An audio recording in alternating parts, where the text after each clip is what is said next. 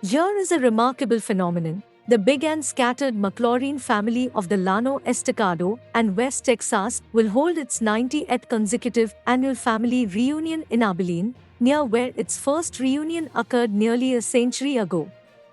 The large family reaches back to Christopher Columbus, C.C. and Juliet Hammock McLaurin, who settled in Lynn County in 1903. C.C. and Juliet, both born in Mississippi, married in 1876, and in 1898 brought their family of 8 children, 5 boys and 3 girls, to West Texas. They established a home in Jones County east of Anson.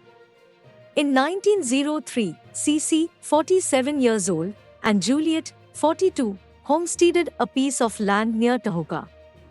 Their property, described as rugged land, may have been located toward the breaks and draws of Tahoka Lake. C.C. planted a large fruit orchard on the place and may have been the first farmer in the area to grow cotton. Their ninth child, a girl named Bertie, was born in Lynn County in 1903 but died before the year was out.